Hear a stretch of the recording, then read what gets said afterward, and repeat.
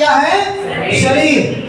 और ये शरीर की दो अवस्थाएं हैं। एक अवस्था है कि हमारा शरीर स्वस्थ रहता है और दूसरा अवस्था है कि यही शरीर हमारी कभी कभी बीमार हो जाती है। स्वस्थ रहती है, कभी बीमार हो जाती है। अब समझना इतना है कि स्वस्थ रहना हम में से कितने लोग नहीं चाहते हैं?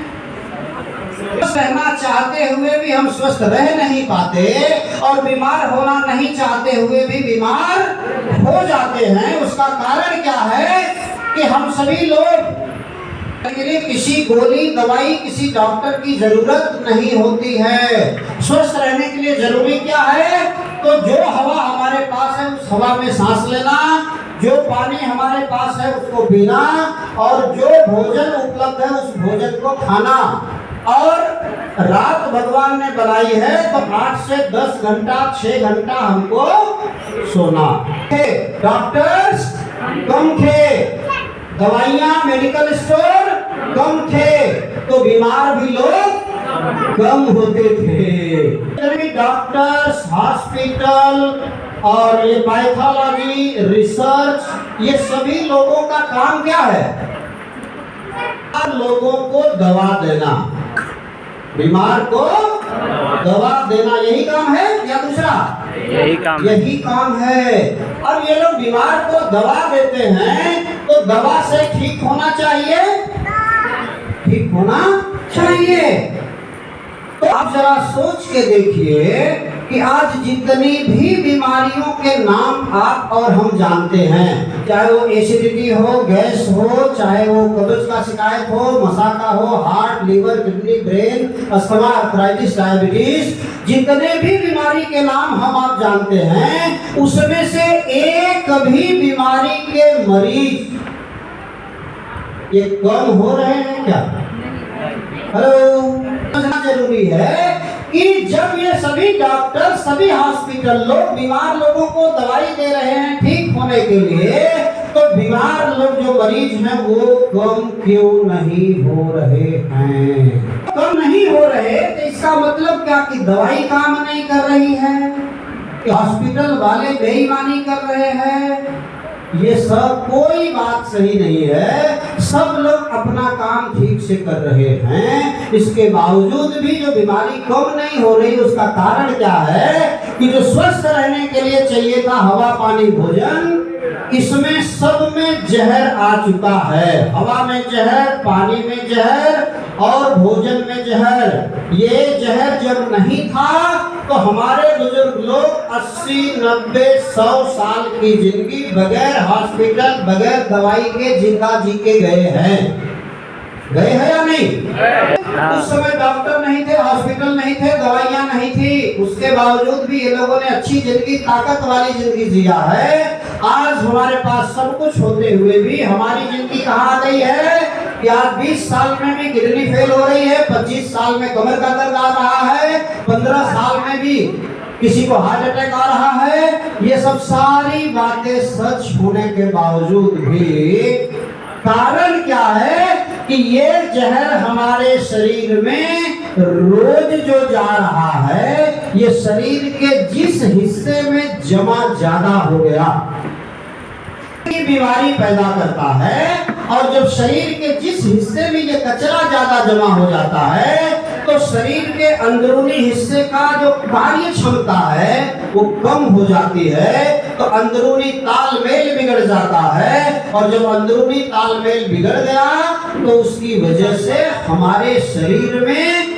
तकलीफें जन्म लेना शुरू हो जाती हैं, अंदर अंदर बढ़ना शुरू हो जाती हैं। यही जहर हमारी खून की नस में, अगर हार्ट की नस में जमा हो गया तो बीपी का समस्या आती है, हार्ट अटैक की समस्या आती है, ब्रेन हेमरेज की समस्या आती है, लकवा हो जाता है, आंख की रोशनी कमजोर हो जाती है।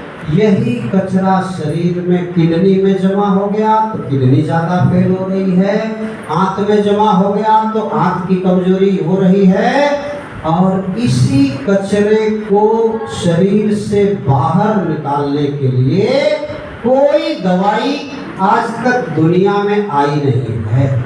के बावजूद भी मरीज इसीलिए बढ़ रहे हैं क्योंकि ये कचरा कम नहीं हो रहा है और शरीर से बाहर नहीं निकल रहा।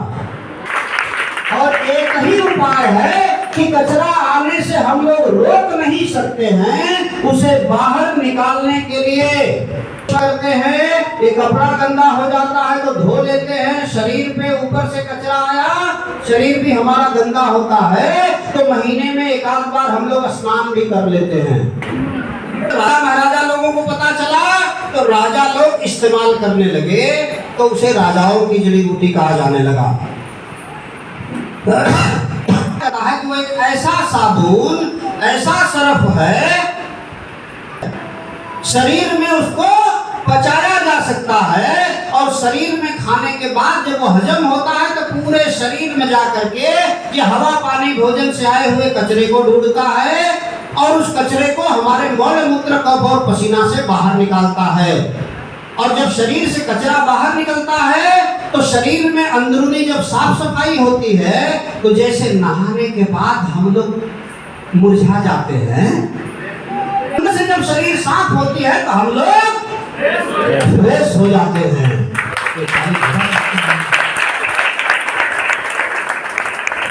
और जैसे अंदर झाड़ू पोछा घर में करते हैं तो किधर सो जाने का मन करता है, तो शरीर में अंदर से कचरा बाहर निकलता है तो शरीर के अंदर जो काम करने वाले अंग हैं, हमारे आंत है, लीवर है, किडनी, सारे अंग बढ़िया से काम करते हैं, तालमेल में काम करते हैं। तालमेल अंदर का बिगड़ता है तो भी तकलीफ होती है, तो अंदरूनी तालमेल बढ़िया से होता है और तब जाकर के शरीर हमारा बढ़िया है। जीवनी ये जड़ी बूटियों का राजा, इसको इसी तरीके से खाया नहीं जा सकता, खाली देखा जा सकता है। तो कंपनी ने क्या किया कि इसी को चाय पत्ती में मिला दिया, अंदर जाएगा तो बढ़िया साबुन बढ़िया सरफ वाला काम करेगा, अंदर का पूरा साफ सफाई करेगा। और इसी को दांतों की कोई समस्या है, दांत से दुर्गंध आती है, बदबू आती है, डायरिया का शिकायत है, ठंडा गर्म पानी लगता है, मसूड़े में दर्द रहता है, तो यही जड़ी टूथपेस्ट में डाल दिया है। इसको इस्तेमाल करने से दांत हमारे सही रहते हैं, चेहरे के दाग धब्बे को मिटाने में मदद करता है, चेहरे का कुदरती सौंदर्य वापस बरकरार रखने में मदद करता है।